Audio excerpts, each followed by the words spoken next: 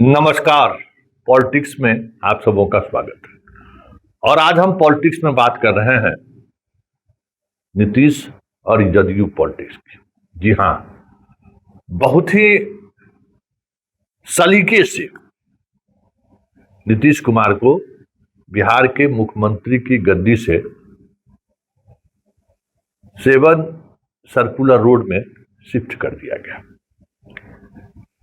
यह 7 circular road का आवास वही आवास है जहां जीतन राम मांझी को मुख्यमंत्री बनाने के बाद नीतीश शिफ्ट किए थे। 7 नंबर नीतीश कुमार के लिए शुभ माना जाता है। उनकी गाड़ी के नंबर से लेके दिल्ली में रेल मंत्रालय के दौर से लेके आज तक 7 निश्चय तक आप अगर गौर करेंगे तो आप महसूस करेंगे कि नीतीश का हर कार्यक्रम, हर गतिविधियों में 7 नंबर का बड़ा महत्व है। इसलिए पद से हटे भी तो 7 सर्कुलर रोड गए। लेकिन एक सवाल है, जिन सवालों के सहारे 7 सर्कुलर रोड से फिर से अन्य मार्ग में वापसी की उम्मीद की जा सकती है। 7 सर्कुलर रोड जाने का मतलब तो यही है कि फिर से हम कम बैक करें। आज की तारीख में वो खुद कम बैक करे चाहे नहीं करे, उनकी पार्टी और उनका पुत्र निशांत, समझ गए ना, एक को संभालना अब उनके पास सबसे बड़ी चुनौती है। अगर संभाल पाए तब तो फिर पार्टी और उनका पुत्र लंबी रेस का घोड़ा साबित हो सकता है, क्योंकि एक बड़ी विरासत के साथ निशांत पार्टी को आगे लेकर बढ़ेगा। बड़ी विरासत के साथ। नीतीश कुमार की विरासत कोई कमजोर विरासत नहीं है। बिहार के दबे कुचले वर्ग के साथ साथ महिलाओं का एक बड़ा वोट बैंक उनके साथ है, जो रातों रात शिफ्ट कर जाएगा निशांत को। लेकिन चुनौती नीतीश ही है। जदयू रहेगा कि नहीं रहेगा, अगर कोई एक चुनौती है, सबसे बड़ी चुनौती है, तो नीतीश खुद चुनौती है।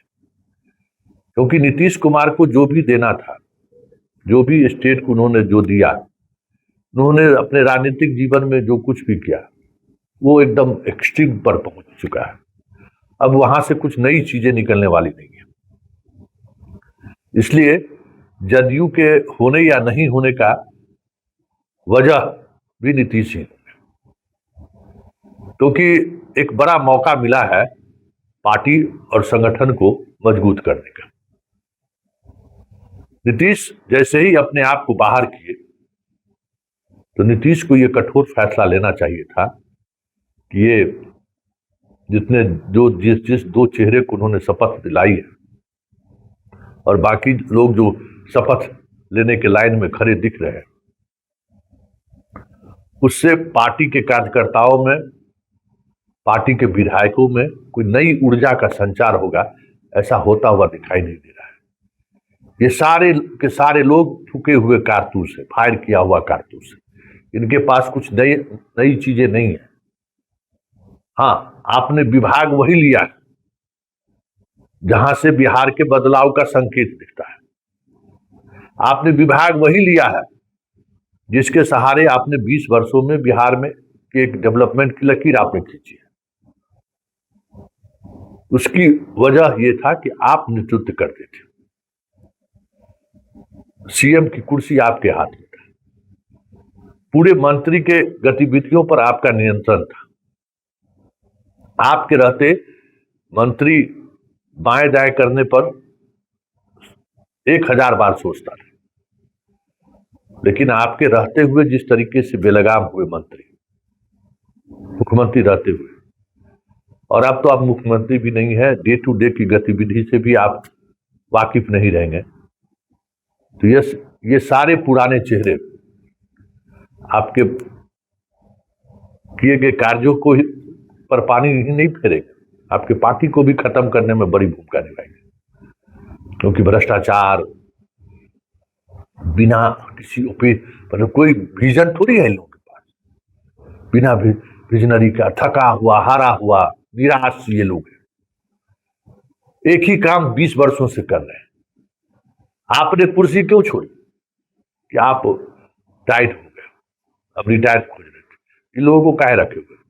ये लोग तो और ज्यादा टाइट है। इन लोगों को तो मार्गदर्शक मंडल में भुजा पार्टी सबको आप अपने पास रख लेती। सब भुजा पार्टी वाले लोग, जितने 50 से ऊपर वाले लोग हैं, सबको मार्गदर्शक मंडल में डाल देते। आइए, मतलब 60 से ऊपर वाले को, आइए अब हमारे साथ रोज शाम बैठिए और नया बिहार बनाने पर अपना अपना विचार दीजिए। ये थके हुए चेहरे को लेकर आप पार्टी में नई जान नहीं फूंक सकते।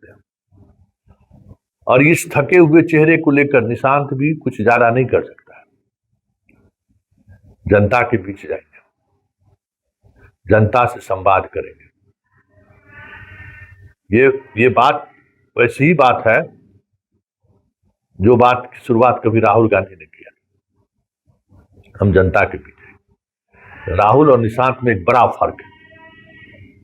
राहुल एक ऐसे परिवार से, एक ऐसे इंस्टीट्यूशन से निकलकर बाहर आए थे जो ये सोच सकते थे। मीडिया उनको अटेंशन देती थी, नहीं भी देती थी तो कई राज्यों में उनकी सरकार थी और सोनिया गांधी मतलब मजबूत थी तो वो कर ली। नीतीश के पास न गद्दी रहा, न वो ताकत रही। आप जनता के बीच जाएंगे कैसे? जनता के बीच आप संवाद क्या करेंगे? क्या संवाद लेके जाएंगे कि हमारे पिताजी ने बहुत काम किया है, हमारे पिताजी बिहार को बदलने का काम किया है। खैर, जो भी उनके शुभचिंतक हों या जो भी उनके मार्गदर्शक मंडल में हो, क्या सोच रहे हैं ये अलग बात है। हाँ, एक सोशल मीडिया पर एक नई चीजें दिखाने की कोशिश जरूर हुई है कि तेजस्वी की तरह निशांत सत्ता को नहीं देखा, सत्ता को हाथों में नहीं लिया, पहले जनता के बीच जाने का मन बनाया। क्योंकि ये नैरेटिव अच्छी बात है, बनाइए, हम जनता के बीच जाना चाहते हैं। लेकिन एक बात तो तय मानिए कि ये सारी चीजें इन बुढ़े लोगों के चेहरे के सहारे नहीं नापी जा सकती है।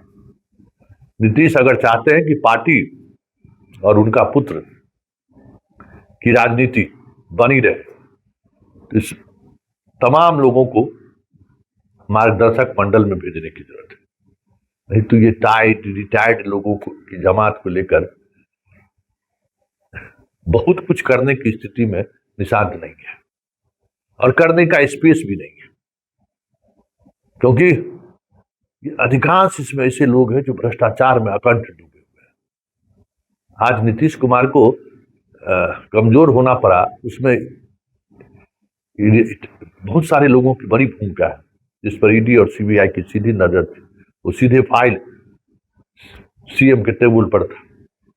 कई पुराने पदाधिकारी भी सीबीआई और ईडी के जद में थे, कई नेता भी थे। भ्रष्टाचार को संरक्षण देने की छवि बनी हुई है इन लोगों की वजह से। उस छवि के साथ निशांत जनता के बीच जाएंगे, क्या मिलेगा? जनता चाबासी देगा क्या?